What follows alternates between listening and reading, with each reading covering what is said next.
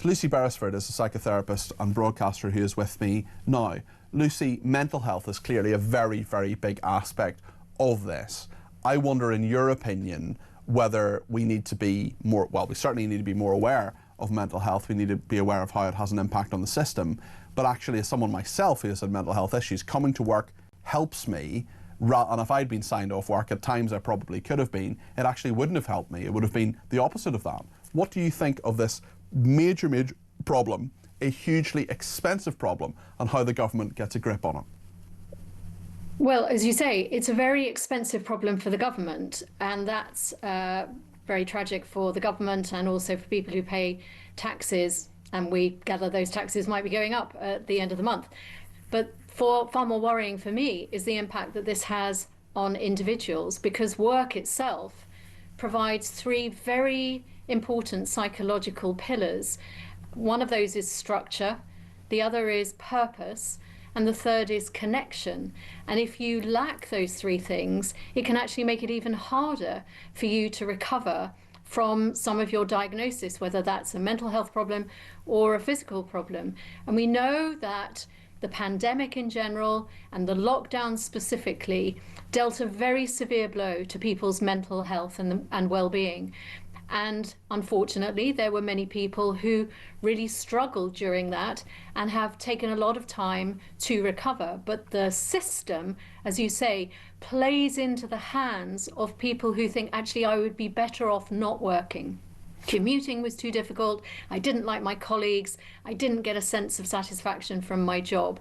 And they think that there is no point in going back, whereas actually what I would argue, and you were saying there in your introduction, is that work can actually provide you with things that are way more beneficial than actually just signing someone off, maybe giving them a prescription for some medication and hoping for the best. Because what the Mayfield report is showing really dramatically is that there are far too many people who are going down a spiral.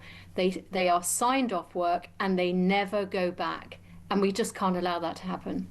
You're absolutely right. And if people can work, they should work. So what should the government do about it? Because it's a big, clunky system. It's one that doesn't work currently. And as I say, I've no problem with people who can't work getting benefits, but there are people who could be working who don't. We've also seen something I bang on about quite a lot. The whole nature of work has changed to a huge degree over the pandemic lockdowns, over the last 5 years. There are people who can work maybe a few hours a day, or something like, I mean, I've said this before, but my best friend has multiple sclerosis. Sometimes she could work a whole day. Sometimes she could do a few hours. Sometimes she could do nothing at all because she can't get out of bed. But it varies every day. And I think the flexibility that's been shown to so many workers, usually in offices, yes, usually not in those jobs where you're standing on your feet all day, but nonetheless, there can be a flexibility here, and I'm not sure the system can actually take that on board. What do you think, Lucy? Well, quite a lot of this is about the place of employment. And as you say, if you've got an enlightened employer or employee, sort of a system, a workplace, where they can understand and be responsive to the individual needs of the people that are working there, then you've got a much happier workforce. And employee assistance programs in some of the very big organizations are brilliant at making sure that you're not signed off, but actually you're more encouraged to come back. But that does come from the top.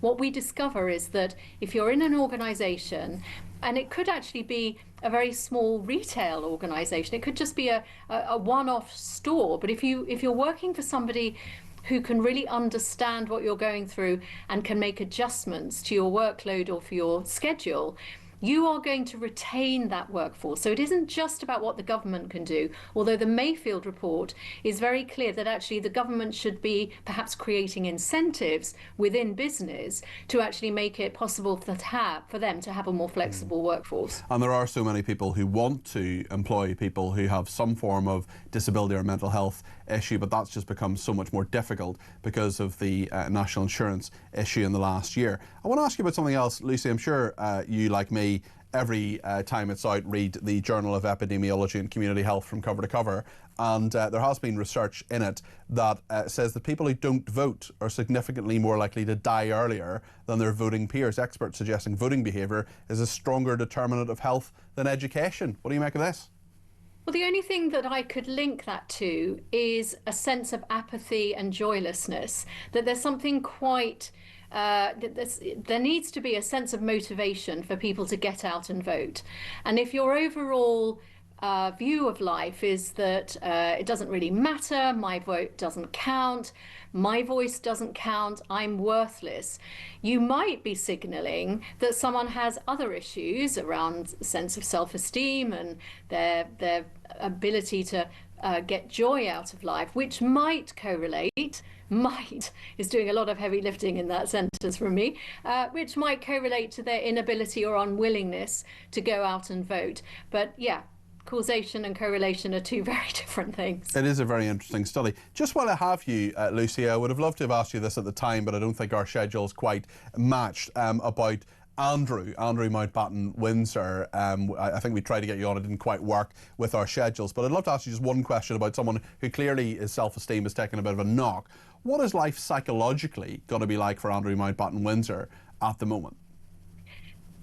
It is actually going to be extremely tough because he hasn't just lost the trappings and perhaps the income and the status, he's actually lost his identity. Stripping those titles from him was very much part of who he felt he was. And when that happens, and it can happen to any of us really, if you lose your job, if you have to have a sudden change in your career, perhaps even if you get divorced, if you break up, this sense of who you are and your place in the world and your place in society undergoes a really radical rethink.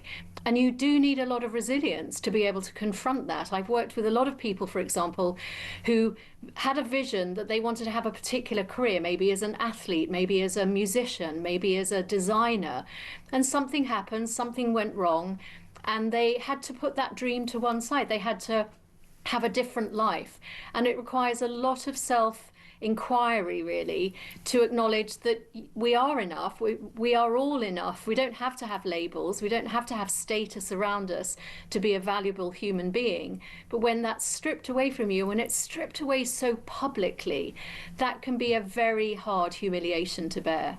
And what about the victims of Jeffrey Epstein, when they have seen, certainly Virginia Giuffre's family talked about how, you know, a girl from a very humble background, sadly no longer with us, had sort of taken down a prince. For other victims there, and perhaps even people who weren't even linked in any way to Jeffrey Epstein, not linked in any way to Andrew Mountbatten Windsor, he of course denies all the allegations against him, would they have felt some perhaps boost to their self-esteem when they saw what many people see as a form of justice against Andrew Mountbatten Windsor? I think you're absolutely right. I think that sense of feeling heard would have been incredibly powerful, that somehow so much around sexual assault and sexual violence against women and girls, which is fundamentally what we're talking about here, it's complicated by the fact that so many victims feel incredibly unheard and disbelieved. And this end result, which has seen Andrew Mountbatten Windsor losing titles, losing privileges, in a sense being punished in the way in which his, if you like, his tribe can punish him, would have been for the victims some sense of closure, that we were believed, that somebody listened to us and action was taken. And that really would have been worth its weight in gold. Lucy, thank you. That's Lucy Beresford there, the psychotherapist and broadcaster.